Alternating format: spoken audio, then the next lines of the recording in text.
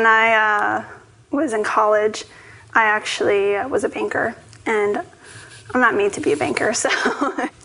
Well, it was actually very depressing to me because I interacted with a lot of people, doing transactions for them, and it just really surprised me as to how much money ruled their lives. Well, I'm always worried about money. Well, that was after the divorce, but yeah, $1,000 in debt, and I wasn't 30 yet.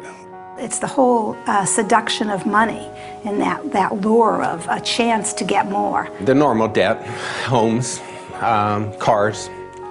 We have contests to see who can spend the least amount of money. And I think one day I actually got down to about $1.50 and that's the whole day's worth of food and everything. Didn't really have much money, and I was constantly struggling. The time I was most worried about money? Well, right now I'm really worried about money. It was a domestic violence situation, and I was afraid that I wouldn't have the income. Wonder where your next meal is going to come from. Pray that everything's going to work out all right. I always worry about money, whether I have enough, whether I'm spending too much. You got to make money. There's just no way around it, and you got to do what you got to do, short of illegal things.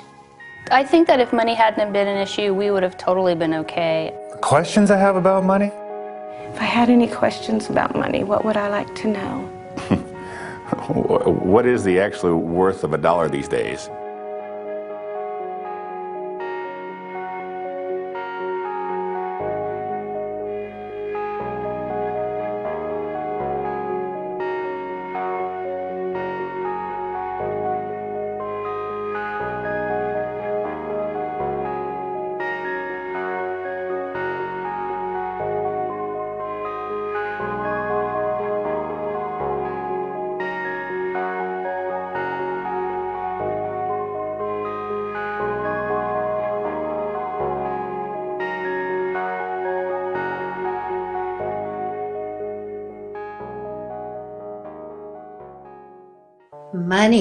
Money is the source of much anxiety, much confusion, a great deal of suffering.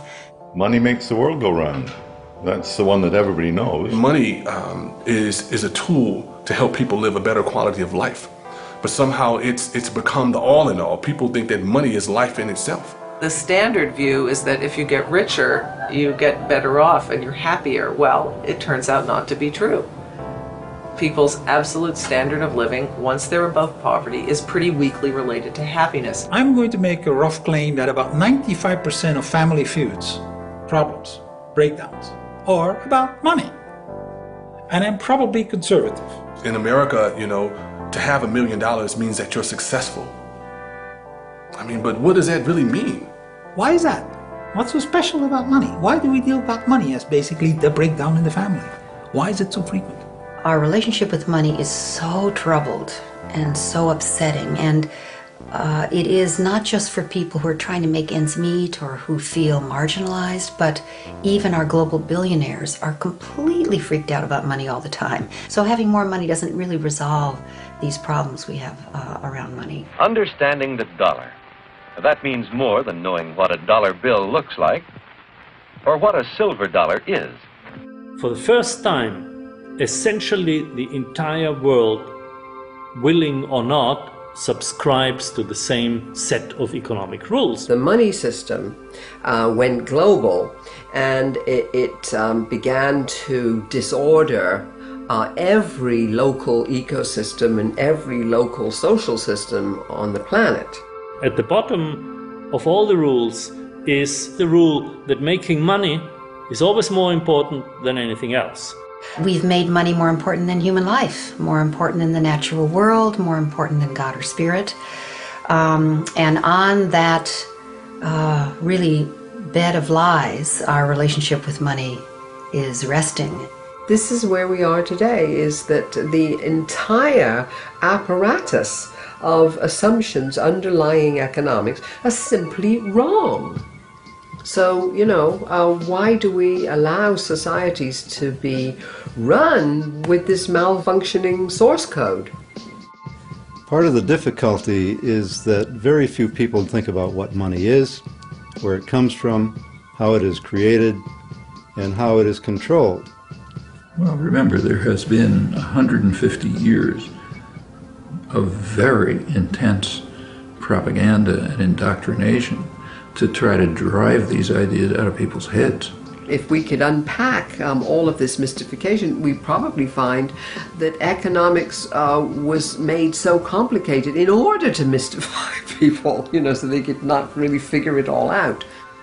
If everybody knew the full facts about how money is issued, how it's put into circulation, who is issuing it, how they have power and control over the economy and over individuals' lives, I think there'd be a lot of very unhappy people around. It's often been said that money moves the world, or money is the engine of the world, or money makes the world go round, but in more accuracy, money stops the world from going. I'm afraid that's more than I care to spend. Money doesn't facilitate. In its current form, it inhibits transaction and trading. Money is the one thing that is required for economic exchange. It is the Khyber Pass, if you will. It's the channel through which every transaction must go in order to be completed. We live today by exchanging goods and services with one another, and money is the medium that we use to do that. So money actually becomes the controlling element in economics. Those who control money control everything. Out of the simple barter of primitive people, spearheads became one of the first articles used as money. Shells have also served as money. Wampum was used by the American Indians. And hundreds of other articles have been money to various people at various times. Money is not a creature of the state. It didn't require any king or prince to invent money. Rather, money and monetary trade were products of spontaneous order. Well, put yourself in a barter situation where you come to market with some good and try to trade it directly for the good you want to go home and consume. So if you come to market with asparagus and you want to go home with plaid shirts, you have to find somebody who is not only selling plaid shirts but wants to be paid in asparagus. But of course, the problem is you often can't find a trading partner who has the goods you want and wants the goods you have. An alternative is to think, well, what does this guy selling plaid shirts want? So what people do is they consider trading not necessarily for what they ultimately desire, but for other intermediate goods that they think may be more readily traded for what they ultimately desire. And at first, different people are experimenting with different indirect exchange strategies. So somebody may trade for salt, somebody else may be using nails, third person may be using barley.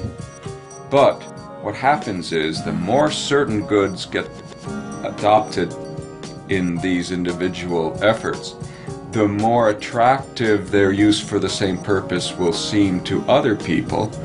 Consequently, there can be a snowballing process where eventually a small set of goods, or even just one commodity, seems overwhelmingly more attractive and becomes universally adopted. And when you reach a commonly accepted medium of exchange, that's when you've got money. So it's not defined by any physical characteristics, it's not defined by any legal sanction, it's defined by this social convention that people will accept it in order to trade it away later. In the course of human evolution, societies have used countless different things as money. Is it possible that what a society chooses as its money can affect the behavior of its people? The classical, the conventional way of thinking about money is that it's a passive medium of exchange that is being used as a convenience to make exchanges between people, and that it doesn't really affect either the kind of transactions that are being performed, it just makes them easier, or the relationships between the people that are using that kind of money. Both these things happen to be proven wrong. Different kinds of money do have very different properties, and one of the key properties is the level of abundance or scarcity of the item that's being used as money. If it's abundant, you will get a proliferation of trade. People will be able to exchange their goods and services fairly freely. If money is scarce, you create a very serious problem because you prevent people from actually being able to exchange goods and services. We have a number of studies now that actually demonstrate very clearly that depending on what one uses as a medium of exchange, the relationships between the people are different. That's a huge, huge implication right there. There are different kinds of monetary systems, and some promote very socially responsible behavior, and some promote very antisocial, destructive behavior. My view of money in any society, not just modern society, is a projection of the collective unconscious of that society. And the sign, the proof of that, is that every society takes its own money system for granted. If you try and find out what people think money is, you will be mystified and amazed. It's a confusion, it's inaccurate, it's absurd, it's superstition, it's myth, it's religious, it's crazy. Most people haven't an idea, they just use it. Perhaps it'd be more accurate to say it uses them. In fact, it's impossible for the human mind to grasp the total amount of money that has been required to build the America we know today. Where then does all this money come from?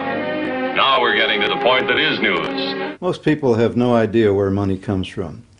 A lot of people believe that it's the governments that create the money. I'm not sure of the exact authority under which more money is released. I know the executive has some power over it. You know, as long as when I cash my paycheck, it's there. That's all I'm really worried about anymore. It comes from a big factory. Okay. And then make it? It's, I don't know, created by the government to control us. Well, it'd have to be done by the government. I mean, that's what you would expect anyways. Whether or not it really is the government is a different story altogether. Conventional money is not created by the government, as many people believe, and is not even created by the central banks, although they do part of it. But it is actually created by the banking system. People see these films about the U.S. Mint and the government printing office, and they see these sheets of dollar bills being run off the printing presses. And so they think it's the government that's printing money. But this is not the real source of money. The real source of money is banks. The banks have a complete monopoly on the money creation process. So the public are not actually involved in it at all, directly or indirectly. The Federal Reserve is a private institution owned by commercial banks who are members of the Federal Reserve System, which includes all the nationally chartered banks. Most people don't realize that the Federal Reserve is a private corporation and is for profit. And in fact, Federal Reserve, it's neither federal and it's not a reserve. In 1910, a group of top American bankers met on Georgia's Jekyll Island to discuss ways of stabilizing the country's banking system. Congress passed the Federal Reserve Act in 1913, giving this private corporation a monopoly over issuing the nation's money supply. How then did the power to issue something as fundamental as money fall into private hands? Initially, you can think a bank was about storing people's gold. So come in, you store your gold at the bank, and the banker gives you a gold certificate and says, you have such and such amount of gold in my bank. Now, the basis of the paper money systems was when you could start trading those pieces of paper. Let's say you have some gold that you want to keep safe. You put it in a bank, and the bank gives you a paper receipt you can redeem later for your gold. You can now trade that piece of paper in place of the gold, as long as others are also able to redeem it for your gold. The good name of the bank on the paper note assures people that behind the piece of paper is a piece of gold waiting to be redeemed. Soon, as the people's confidence in the bank grows, rather than cashing in the receipt, the person receiving the paper simply trades it again. The the paper may end up being traded many times before being redeemed for the original gold in the bank. And banks discovered that when people started paying each other with claims to the coins in the bank's vault rather than taking the coins out, that the bank didn't really need to keep all the coins in the vault in order to have enough to actually pay people who did come and want coins. The banker realizes nobody's coming to take the gold. Gold's just sitting there. So instead of just putting out one piece of paper that says, you know, there's such and such amount of gold, you can put out a lot of pieces of paper given the fact that nobody is coming and taking the gold. And you can lend money. And the basis of that loan is the trust that people have that if they want to come and get the gold will be there. Money in the bank is not actually wealth. The only thing that makes that system work is the fact that nobody actually does come to get the gold. Now, if everybody said, you know what, I'm going to go get my gold at the bank. If everybody went and got it, there wouldn't be enough gold for everybody. You often had bank runs and bank panics. When people would have a lack of confidence in a particular bank, they would take those bank notes to the bank and demand their gold and silver. And with fractional reserves, that bank would quickly run out of the reserve metal and have to close its doors. So that's fractional reserve banking. The coins in the vault are a fraction of the claims that could be made for them. The reason the bank did it is because they were making money off of earning interest, off of those loans that were promises that there was gold in the bank. As people's confidence in the bank and its receipts continues to grow, banks soon discover an unexpected way to earn profit. A bank can print a receipt for gold that does not even exist. They can then loan that receipt to someone on the condition that they pay it back with interest. While the bank takes a risk by having less gold than the outstanding receipts, there is an almost unlimited potential to make profit off charging interest on loaning gold it does not even have. If people catch on that there isn't enough gold to redeem their receipts, they will all go to the bank at once to get their gold. If this happens, there will be a bank run. The bank will fail because it is caught without enough gold to back up its receipts. In 1934, in an attempt to prevent further bank failures, a series of banking reforms slowly took away people's ability to trade their paper money in for gold or silver. In 1971, Richard Nixon removed the last vestiges of this convertibility. Today, our money can no longer be redeemed for gold or silver. Now we've gone beyond that to what I think of as an even more postmodern reality, which is we don't even see the money anymore. We don't hold it in our hands. We take a piece of plastic to the supermarket, buy groceries, and run it through a machine which registers it in our account book somewhere. The seller doesn't see it either, right? And at the end of the day, they balance accounts, and some numbers have been added to the supermarkets and taken out of ours account. Most of the assets that we call money are not printed dollar bills. In fact, that currency is a very small proportion of the total amount of money. Most of what we call money are bank accounts. In the same way that banks used to issue more paper money than they had gold, today banks issue more bank account money than they have cash reserves. It is these bank account balances that make up about 97% of what we think of as money. If a landlord wants to know how much money you have before you sign a lease, you would show them an account balance and not a suitcase full of cash.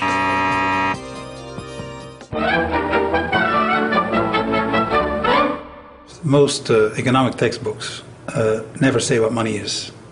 They just say what money does. They describe money by its functions. They talk about things like medium of exchange, standard of value, store of value, or the classical ones. These are all things that money does. Money lives in a different space, in fact. It's an agreement. A lot of people think money is something that's tangible, real, and that you can pick up and handle. That actually isn't so. Money is basically an idea, And it's an idea that you owe someone something or someone owes something to you. And that idea can be symbolized by an account where your account goes up and mine goes down, or vice versa. Or it can be symbolized by an exchange of paper currency or an exchange of coin, whether it's gold, silver, or copper, or whatever. But those are all symbols. It's not actually money. Another misconception that people have about money is that money is a thing. But in today's world, money is simply credit, which means it's an information system. And the question is, what kind of information does it convey? It's information about claims against the economic output. You have a bank account that says you have $1 million. You know, it's nice to say I have $1 million, but what really makes it nice is that you can buy $1 million worth of things that you want to buy. So if money is nothing more than information about what we owe each other, how does the money we use every day get created?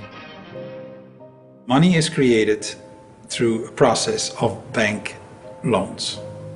People, companies, governments going to the banking system and borrowing money. So every dollar, every national currency you've ever seen is someone's debt. For every new dollar created in the monetary system, you have a corresponding debt.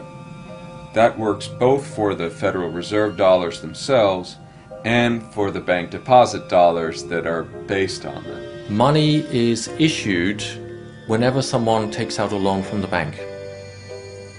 So if I walk into a bank and I want to borrow $500,000 to start a business, and I've got a good business plan and I've got customers, then the bank, assuming they agree, will give me $500,000 to start my business. There is your money, and this is your payment book. Thank you. Now, most people, if you ask them, will say, well, that $500,000 comes from somewhere else. It comes from someone else's savings. It comes from investments. That's actually not true. When I say money is issued as debt, I mean they don't get that money from anywhere. They actually create it out of thin air and create a credit in my bank account, and poof, there it is. John Kenneth Galbraith, in his book Money, Whence It Came, Where It Went, says this. He says, "The process by which money is created is so simple that the mind is repelled." And it's true. When I tell people how money is created by banks simply by making ledger entries, they just can't believe it. The private banking system literally creates our money out of nothing and loads it into the economy. The only way new money can get into the economy and ultimately your pocket is via a bank loan. This means that every dollar you have ever seen is someone's debt to a bank. The simple fact is, and it's an uncomfortable fact for many people to realize, that if all the debts were repaid, then all the money supply would simply disappear. There would be no money. And that would mean a complete and total collapse of the economy. If everybody were to reimburse their debts, if that were possible, that everybody does reimburse their debts, there wouldn't be any money left. In fact, there's more debt than money available.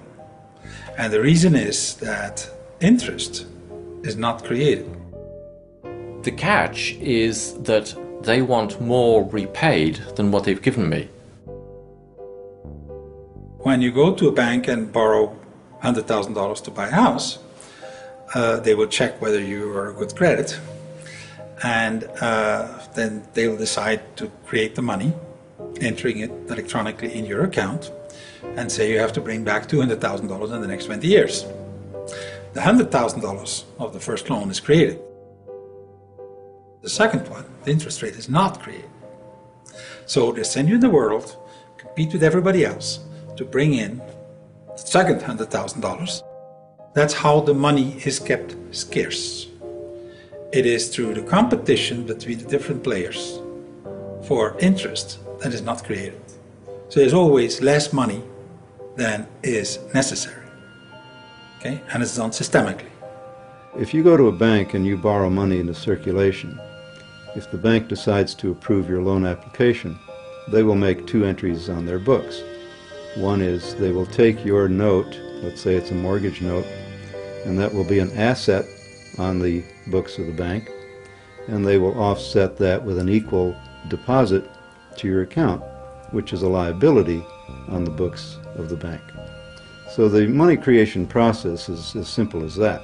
But the bank does not create the interest that you're going to have to pay year by year by year until this mortgage loan matures. So where does that interest come from? Where does the interest come from? I have to find that. Well, it has to come from some other loan that was made to someone else. So you have this inherent deficiency in the money supply. Not everyone can repay what they owe to the banks. At any given time, there is more owed to the banks than exists in circulation. Which means, inevitably, someone is going to lose the game. Someone is going to go bankrupt, and that has nothing whatsoever to do with the quality of the goods and services or the efficiency of the business. Nothing at all. Everybody in the economy is vying with everyone else to avoid defaulting on their loans to the banks. And the only way they can do that is by competing with one another for an inadequate supply. So it's like a game of musical chairs. It assures that there must be some losers, regardless of how competent they are in conducting their business. The money we get when we receive a loan is called principal. Our debt, however, is not discharged when we repay the principal. Bank loans are all made on the condition that people pay both the principal and the interest the bank charges. However, money can only be issued as principal. No one creates the interest, so the amount of debt owed is actually far greater than the amount of money there is to repay it. When a dollar is loaned into the economy, it begins a loop. Joe the farmer gets a loan from the bank and pays Tom for fixing his tractor.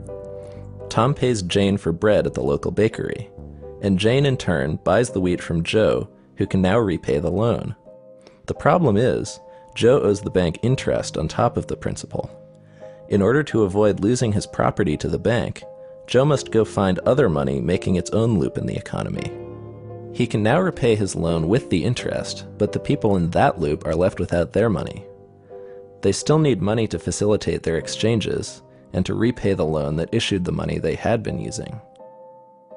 The only place they can get it is from other such debt loops. Since all money has an interest price tag attached, there will never be enough money to repay all the debt owed to banks. Therefore, some people will always have to go bankrupt or have their property repossessed by the bank. It's crazy. Sometimes it worries me because, you know, what if there was like a collective understanding about how phony the money is when it comes down to it? What would people do? You know, would they riot in the streets?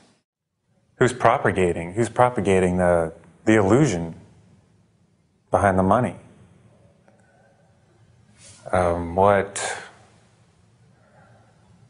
That just pisses me off, actually.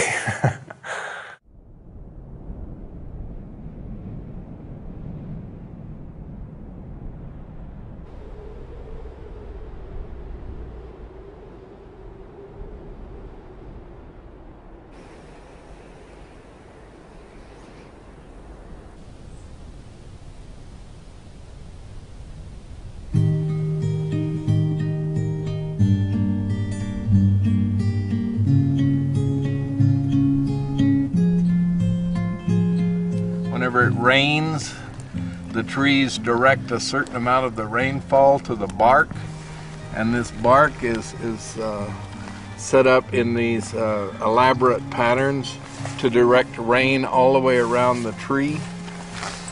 Wow, really? Yep. And in these crevices where bugs and ants and other critters live, you get a lot of exoskeletons that are shed in here.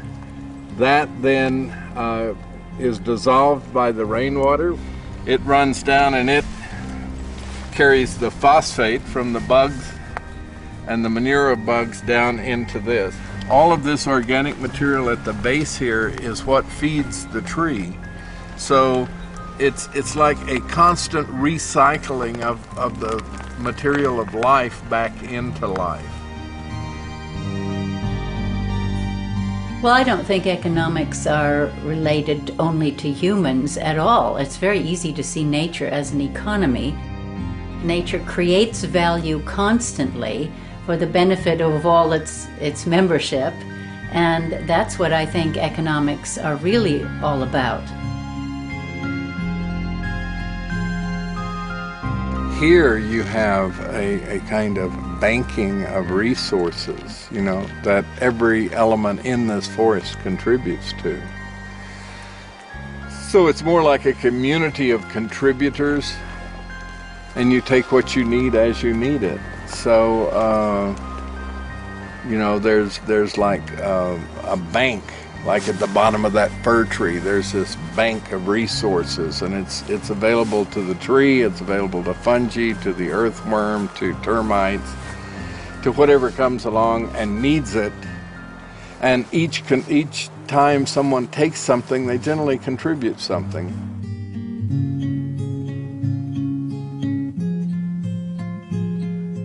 There isn't that kind of profit motive or interest or any of that in natural systems. It really isn't necessary to have more than you need, unless somehow you're acculturated to that belief system. So there's a kind of scarcity boogie bear in human culture that always has us feeling as if there isn't enough or there's not going to be enough. So we've got to gather as much as we can and store it where no one can get to it and steal it from us or rob us or whatever. And then it doesn't really matter if we even use it. Most people's experience with money is that money is scarce. And in today's monetary system, it is scarce. These cultural lies on which our relationship with money rests and is rooted is really governed almost completely by the most insidious and tragic lie, which I believe is the lie of scarcity. Even the Federal Reserve publications claim that what gives money its value is its scarcity. And this is false. It's not the scarcity that gives money its value. When we're talking about credit money, what gives it value is its ability to requisition whatever you want or need from the marketplace. We actually swim in a set of unexamined, unconscious beliefs. And we look out into the world and we just fear that there's not enough to go around without any evidence, really. And then we make that true. The domination model artificially creates scarcity, and that scarcity is one of the ways that the system actually maintains itself. Not only material scarcity, emotional and yes, spiritual scarcity. I mean, what does it mean to have enough money? I mean, I guess you always want a little more. There's not enough time, there's not enough money, there's not enough sleep. So it's a constant battle with there's not enough, we don't have enough, it's not enough, I'm not enough. And that is a mindset. It's an unconscious, unexamined mindset that creates distorted behaviors that are inconsistent with who we are. The same thing that keeps a rich person from giving is the same thing that keeps a poor person from making. It's that conditioned way of thinking and seeing that we have to really begin to address. Those who consider themselves poor in this country are not poor. I think it's this scarcity mentality. I think it's a belief system that we all carry. And that there's not enough belief system has a second part to it.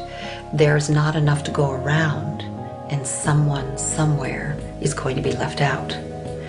And that inevitable fear or certainty that there's not enough to go around and someone somewhere is going to be left out is actually at the base of our political understanding of the world, our systems of governance, our educational system. It's even at the heart of religion. Of course there are scarcities that happen naturally. There's a disaster, there's a flood, all kinds of things can happen. But here you have a system that artificially creates scarcity so that then you get people who really are fighting for the spoils, and since there's so much control from up on top, it is a way of maintaining the disunity and the confusion of those on bottom. What it is, it's emasculated men. And what do men do when they're emasculated? They compensate with hypermasculinity. When you leave, particularly men, with no options, they get violent and they get destructive. I don't care where you're talking about. Go to Russia. Where do you think the Russian gangs are? Go to Northern Ireland. Go anywhere in the world. These devastating dynamics are engineered. So our experience of money as being scarce is an artifact of the money system. In a properly run monetary system, there will be no scarcity of money. There's not enough to go around and someone somewhere is always going to be left out gives us this very difficult and unfortunate permission to leave people out. Because if someone's always going to be left out, then it's your job and my job to accumulate more than we possibly could ever use or need to distance ourselves from ever being one of those poor people who gets left out.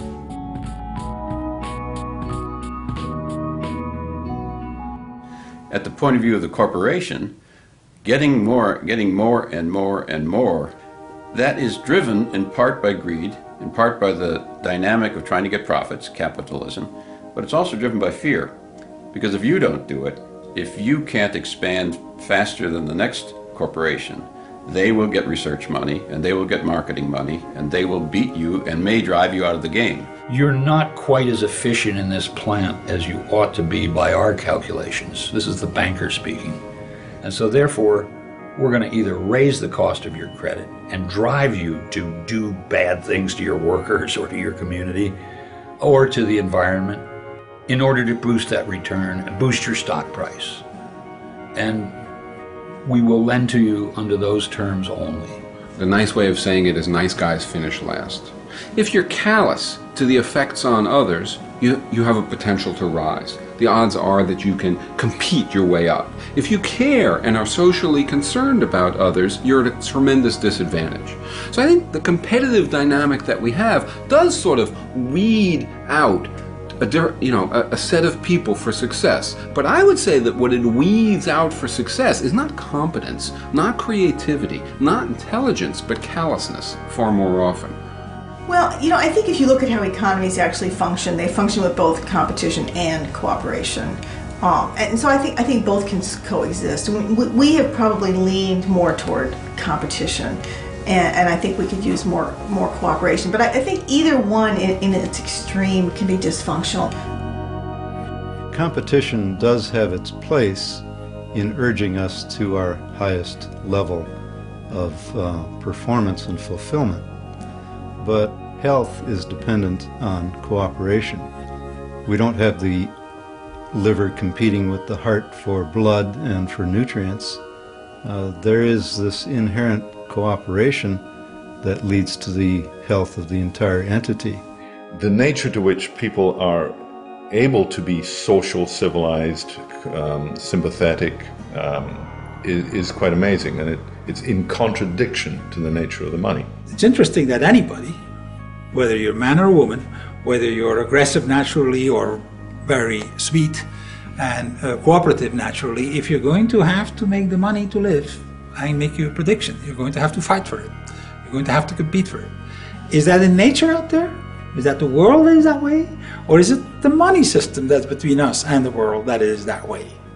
I make the second claim.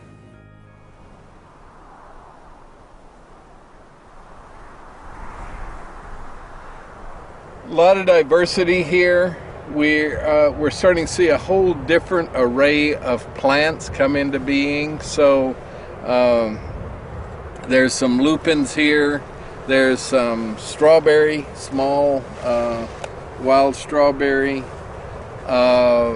This broom with the yellow blooms on it. This is a nitrogen fixer and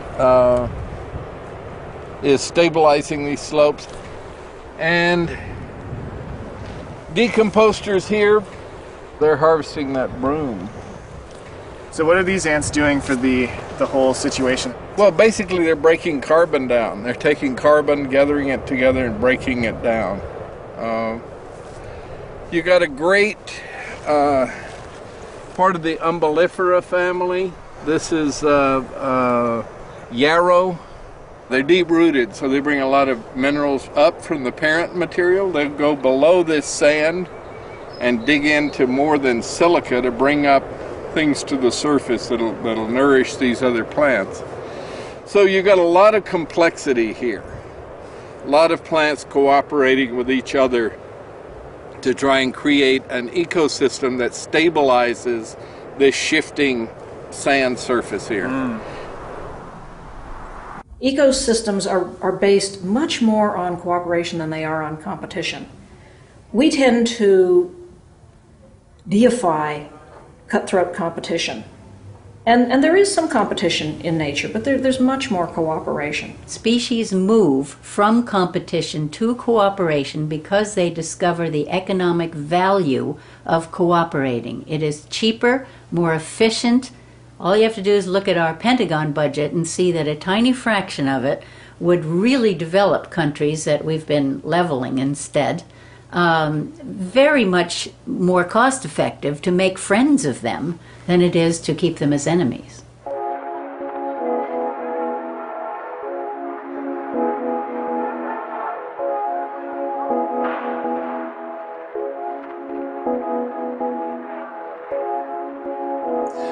We have 8 billion people on the planet.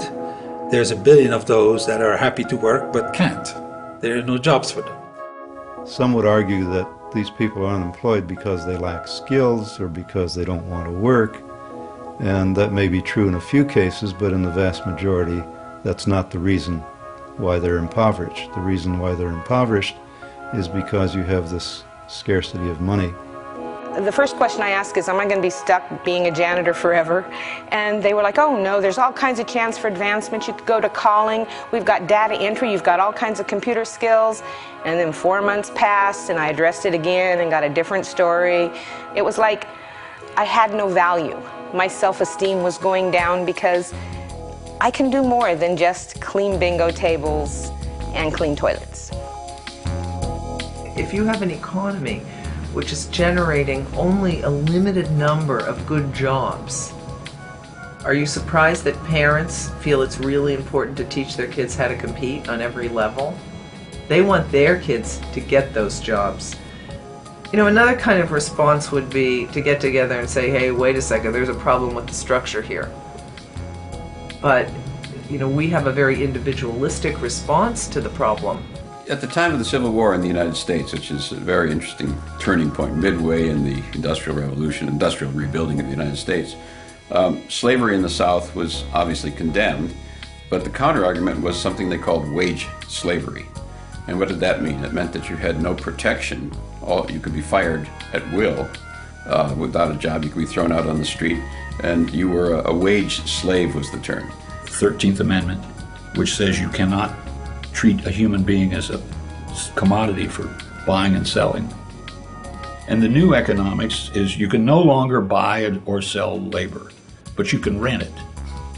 So the wage is you're renting somebody. The word job was invented in the industrial age in England. It didn't exist before. And it describes a pile of things that one does for money. Work is a very, very old concept. And work is something you do because you're passionate about, or because you're good at it, or because that's what you love doing. A job is specifically something you do for pay. Pay in national money, to be precise. Tell me, why are you interested in this job? I need a steady job, Mr. Wiley, with a chance to go places. People like Woodrow Wilson and Abraham Lincoln said that if America became that sort of society, the society in which everyone became, the vast majority became wage laborers or wage slavery as they used to call it, we would lose the freedoms that made America great. If you, say, were in such conditions of duress, that you just couldn't survive except by being a slave, you might sign a contract that says, okay, I'll be your slave. That's by your own free will. I mean, are we going to take that seriously? Under some pathological assumptions, I suppose. We live in an economy which takes 80% of each new generation and educates that 80% to obey orders and to endure boredom, and stifles their creativity, and stifles their capacities, and curtails them. They are systematically crushed by a system which does what? Which fills slots. And 80% of the slots need people who just do rote, tedious, repetitive labor, at least at work, and therefore are acclimated to doing that. Most of my jobs I've never really liked. I've never said, this is great, I can't believe I'm getting paid to do this. Yeah, there was a job I really, really despised, but the money was really good. It wasn't the job that I wanted, and my daily life and my work experience was just not making me happy. You could say, you know what, this is a terrible job, I don't want to do it. It's a free market, you have total choice to not show up under these terrible conditions. At the same time, if you don't, little problem here, you're not going to eat, and your family isn't going to eat. And that's why people do it. Yeah, I really hated that job. I think many of us nowadays feel the way Charlie Chaplin role modeled long ago, like cogs in wheels, that we're stuck in the machinery of our economy, that we have very little choice. We have to work a 9-to-5 job and watch a little TV and go to bed and do it all over again. I want to have a more rewarding experience, I guess, with life, and based not just to make money and to say, oh, this year I made 10,000 more than last year. I think that this whole idea of a middle class in this country is ridiculous. There is no middle class. There's no such thing as that. Though they're the working poor too, because their whole lifestyle is financed to death. They have the big, beautiful house, the 2 lovely cars, they're putting their kids through college. But if they get fired from their job, all of that stuff is over. I've always been kind of a cynical person, so I guess to me, doing jobs to just support yourself is just pretty much what life is about. It's that we do the work we do so often simply for the money. Now, since we're all chasing this money around, it utterly patterns our society. So hardly realizing it, they come into their purchasing stage and are off on a wild, non-stop ride.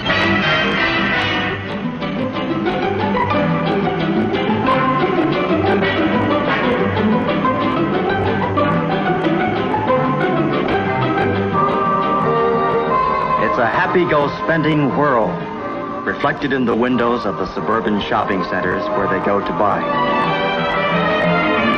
I claim there's enough work in the world for everybody, forever.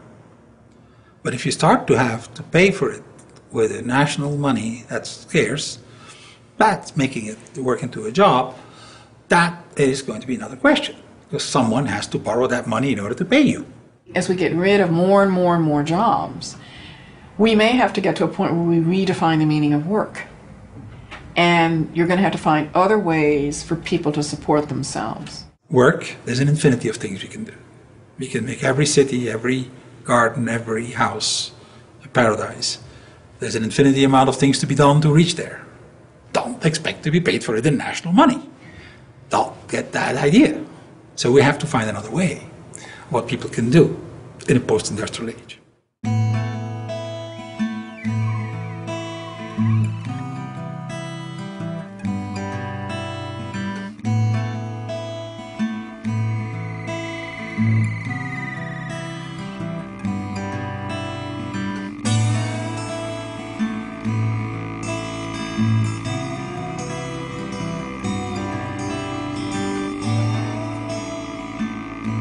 one of the things about local currency, I think that a lot of people are embracing it because they're starting to understand more about our federal economic system.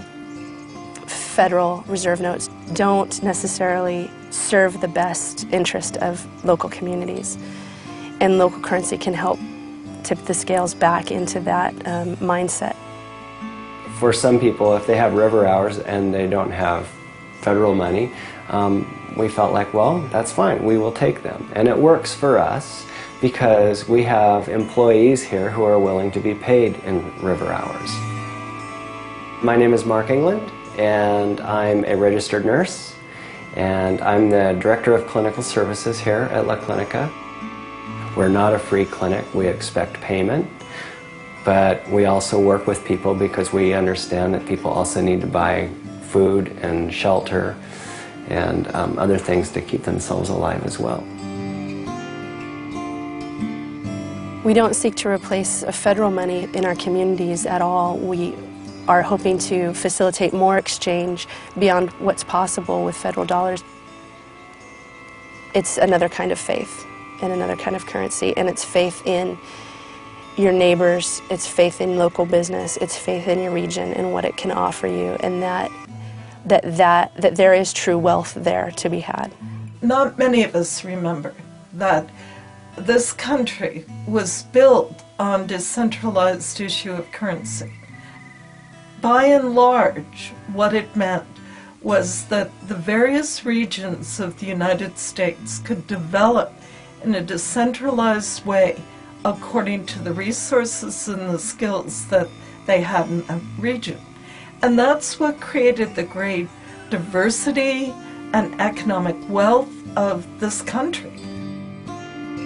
Complementary currency, in my definition, is an agreement in a community to use something, just about anything that they can agree on, as a medium of exchange. That's other than national conventional money. The first thing that one has to understand about complementary currencies is that there are as many different rules as you can want to invent. In national money, there's only one. Okay, that's basically the same worldwide. In complementary currencies, different communities agree on different rules. It is complementary because they do not replace national money. A local currency is something that is issued at the time that it's backed by goods and services in our community. And when people advertise in the River Hours Trade Directory, they actually sign a commitment that says that they are backing in whole or in part that currency with their goods or services that they're offering, and that they're also agreeing to accept in whole or part some local currency. So when you get River Hours, it's backed by people in your community, and that's tangible. Local currency is a way of encouraging people, inducing people to spend locally. And it's also a way to help people to support one another in the local economy when they maybe do not have any money. It's been probably a third to half of my income. Whether it was working for people or just the advertising in the directory and getting my name out, or word of mouth has been huge. Their offerings, their inventory, the money often hits their cash register and then heads straight out of town to the central office in Ohio or wherever. River Hours is hopelessly and happily bound to our community. That value always remains here, and I think people understand that. Alan Watts in the 50s wrote a critique of the Depression where he said, look, the economy went flat because everybody found there was no money. There's plenty of work needed doing, plenty of people wanted work, plenty of goods in the stores, but nobody could afford them, nobody could pay for them because we had no money. And he said this was like going to build a building. And you've got the materials, you've got the tools, you've got the skills, you've got the drawings, you've got the planning permission, you've got the weather, you've got the will. No inches. Damn. We had a bunch of inches, but then big project on the other side of town, they're using all the inches. We don't have any inches because all the inches went over there. I guess we're out of work. Well, that's exactly what we do with money. That's my clearest realization, is that there is plenty of work that needs to be done in this valley.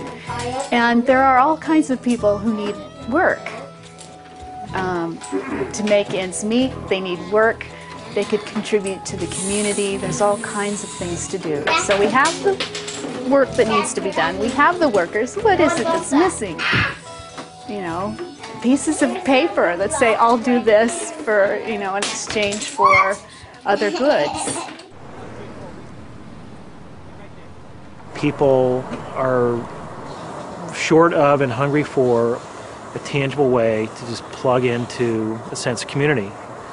And that feeling, that attitude, I believe is accomplished transactionally through using this currency system.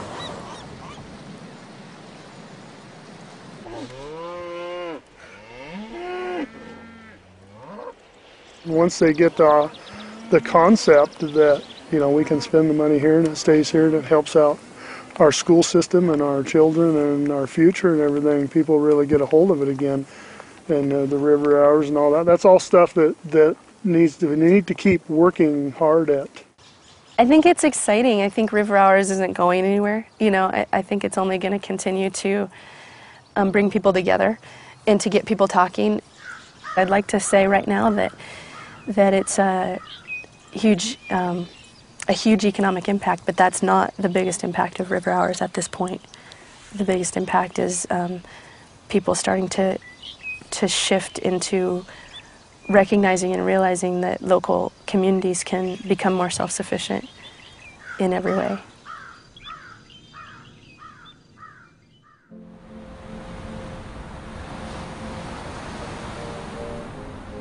And the soil here is interesting because now, you know, this is all dune stuff, but now we've got this humus building up, holding the sand together. You can still see the sand grains in there.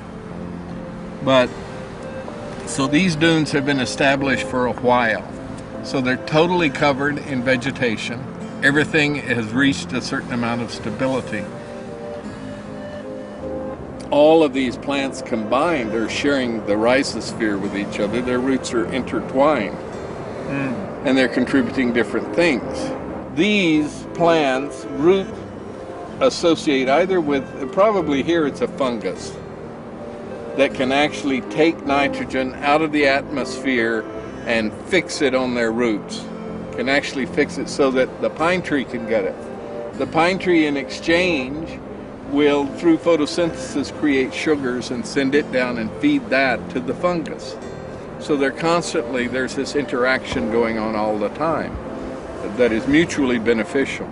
What we're doing is really reinventing the exchange process. We need to mediate exchanges in a different way than we've done before. The debt money system creates money on the basis of interest-bearing debt. It's not debt itself that is at fault. It's the interest component that's attached to the debt. And the interest component does not get created when banks create money on the basis of collateral. Some people are really Luddite about this, and they think, well, we should be back to gold and silver, and that's a metal, precious metal that doesn't change with time. That's all nonsense in my view, just nonsense. And a lot of earnest, good people devote their lives to trying to prove that somehow the world is going to hell because we have this symbolic money rather than the real thing. I would say don't waste your brain cells on that subject. It doesn't lead anywhere, and it's actually quite reactionary if you think about it. We have to start thinking about money as an information medium, not as a substantial thing. It has been merely an information medium for a couple of hundred years in most respects. But nonetheless, we've stuck ourselves with the idea that there's only so much money. That's the core of its reality concept. That all there is so many trillion dollars or euros or yen, and what we're doing is juggling them. Comes from you, goes to me, goes to him, goes to her. It's to and fro, and we're juggling with a real thing. Therefore, we are always going to have shortages. How can we mediate our exchanges without creating a pervasive sense of scarcity? Are paper currencies like river hours really the best way to solve this problem? Or are there other, more effective approaches? River hours print their currency. And as soon as you print a currency, you have, in fact, in my opinion, created a problem, because you've created a limited supply currency, which means there's only so much currency as there are notes in circulation. And then you end up with the same problem you have if you have something like a currency backed by gold, which is there's only so much gold. A mutual credit system, there's unlimited currency available in potential, and that's one of its great strengths. In a mutual credit system, each person has an account. And at some times your account may be positive, at other times your account may be negative. Now, it's this allowance for a negative balance that is the fundamental feature of a credit clearing system. This negative balance represents credit that's been extended to you by the rest of the community. My name is Francis Ailey. I'm the president of Fourth Corner Exchange. We are a mutual time exchange, mutual credit exchange system. We have over, as of today, 650 members, and about 400 of those are in Bellingham. I'm Jean Brecken.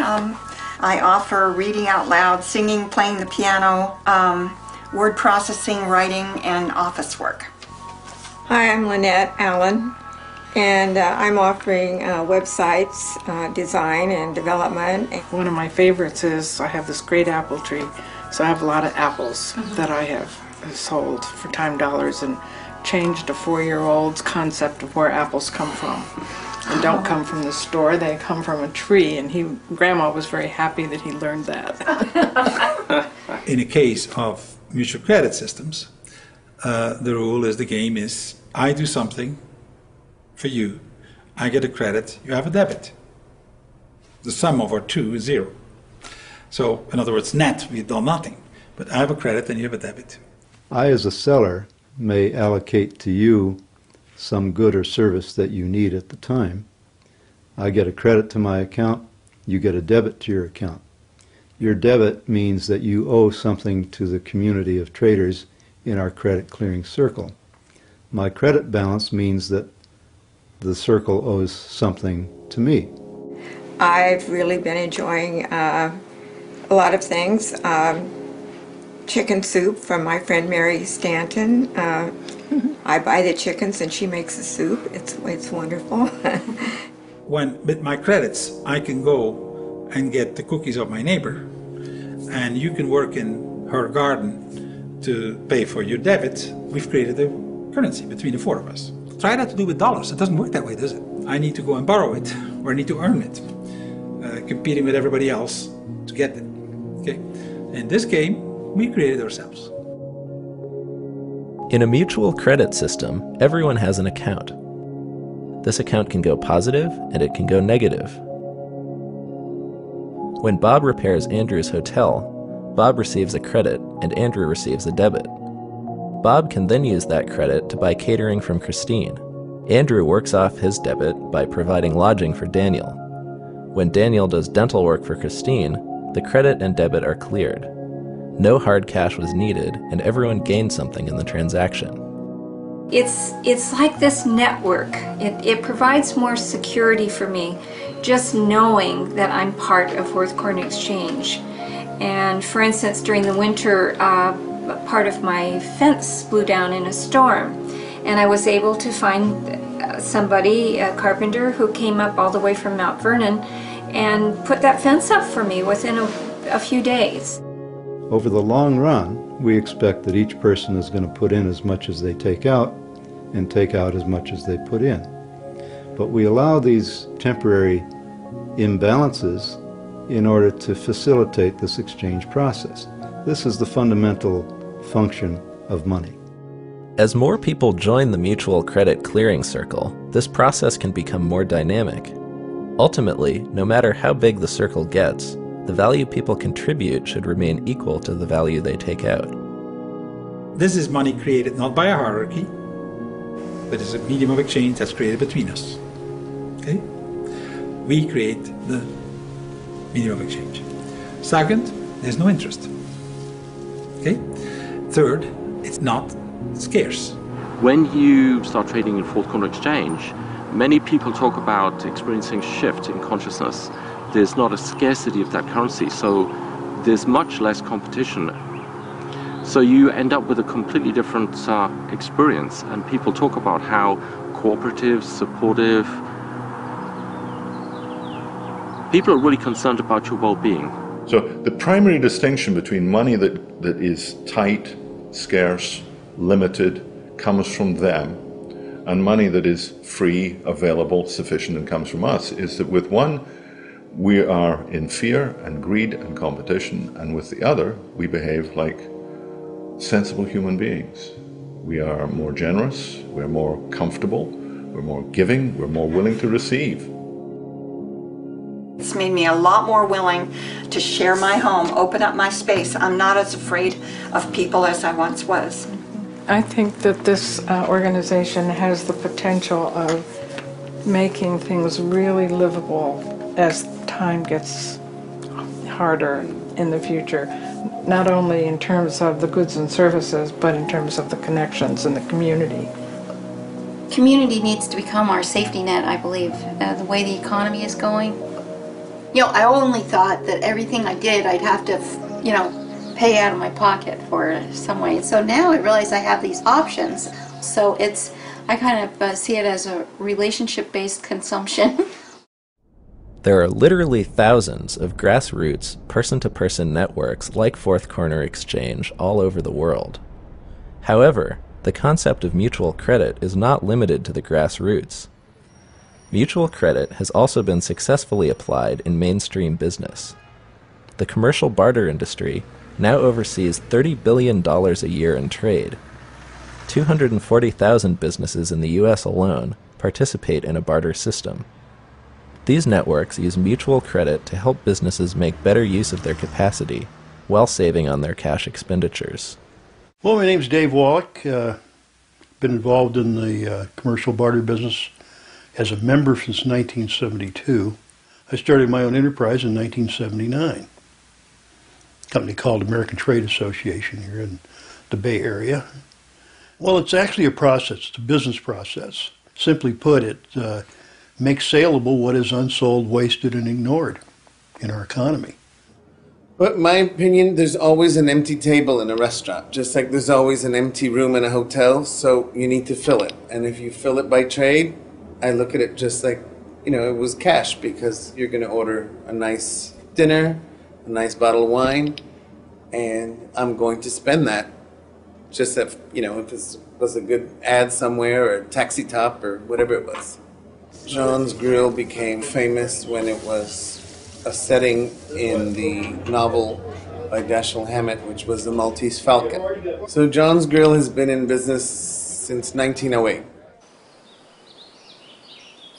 My name is Kaz. That's my nickname. My real name is Richard Kazmaier. I've been in the wine business about 20 years. I was the first organic grower of grapes up here in Sonoma Valley. And we're in the town of Kenwood. And I've been using barter for almost 15 years. Excess capacity in business, simply put, is business that they could do but are not doing. One example would be like a printer. And his capacities are press time. So he's got these presses that he's paid a lot of money for. They're sitting on the floor, and they're running half the time. He's making a profit doing that. But they're only running half the time. That means he's got a 50% excess capacity. All right, this is Club Sportiva. We're a luxury car share club, and as you can see behind me here, we've got some really exciting cars. At Club Sportiva, our members have access to drive the cars, so it's like a timeshare for sports cars. Mario Andretti, the famous Formula One race car driver, is a member of Club Sportiva. Dick Gordon is an Apollo 12 astronaut. He's another member who's been on board since 2003 or 2004. So we joined BizExchange about roughly 2 years ago, and it was really quickly a good fit for the club. and it was kind of an easy decision to join. And I know for our first year we were a very big client for them because a lot of their members found our services to be a good fit, and we did a lot of marketing and advertising through their company, as well as some catering through their clients. So it was a kind of a perfect match that immediately, once the fire was stoked, it was going quickly. You could buy things that you're presently paying cash for. It could be legal service, it could be printing, it could be automotive repair, dental, medical. Thousands of different items are represented. So it makes sense that if they could exchange that excess capacity for goods and services they're paying cash for, that they would make a profit doing that. I'll sell my wine, and then for that, we've had a dentist, chiropractor, electrician, plumber, a roof repair guy, printing of brochures, business cards, silk screening of shirts. We've used a pretty good gamma of services. For the small entry price to get into the network, which I think it was $100, I don't know what it was. It was nominal. It was almost, that shouldn't be even a consideration. It's really more, well, how would you spend your dollars, your BizX dollars, once you start having dollars to spend? And if it's on things you either would spend otherwise anyway, or on things you'd like to spend on but you haven't, it should be a no-brainer. Through the use of bringing this efficiency into the economy and utilizing what has been wasted and ignored, we bring tremendous efficiencies to the economy. So if we take wasted resources and able to turn them into something productive, we now have reached a sociological goal also. So what we are, we're the ultimate business ecologists.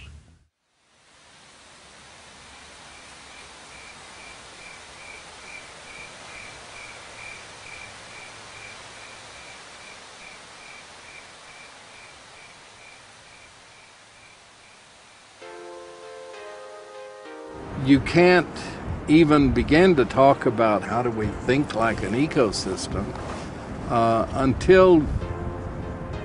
until you're aware of your place in your own culture, in your own society, that you aren't the only thing worth consideration, that everything around you is part of you, and that you have a responsibility for those around you.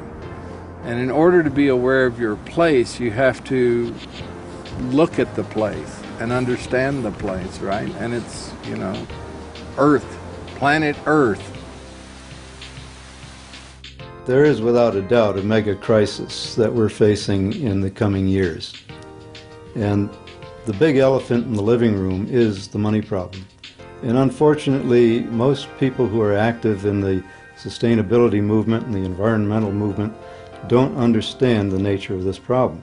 And we're not going to make any significant headway with sustainability or restoration of the environment until we solve the money problem. This is part of the hallmark of a pre-democratic society, is that it functions by taboo. We have certain assumptions, we accept them, we do not question them. If you want to be part of the tribe, you will speak the language of the tribe and you will follow the rules of the tribe. I think that we will evolve to, number one, become aware of the blind spot of that what money does to us. That our money is actually like an iron ring that we put through our nose, and it's leading us in directions that may not be the ones that we want to go consciously. It is like the playing cards. It is something that maybe we all kind of know in the back of our minds that it might be like that. It's just one of those things that you know, but you don't really want to know. Most people, most of us, get up in the morning for things other than just money. We care about things like family and, if you will, betterment, development as whole human beings. People are not fools forever. And I think we're going to see very strong reaction to this as the pain grows and as the difficulties grow. And that's the time to begin building serious ideas about where we go for the future. I think we have the opportunity to bring forth an environmentally sustainable, spiritually fulfilling, and socially just human presence on this planet. And I think that is the power and possibility of our time. I think we can use money as a tool, as a servant to what we want to become, rather than be victims. We don't need to have all this suffering around money. We can free ourselves from it. And the economy can be much healthier and much more of service to all of us. Time to become aware, time to have a consciousness of our potential. And I think our potential as humans is infinite. Let's not limit ourselves through the medium of exchange. Time to wake up.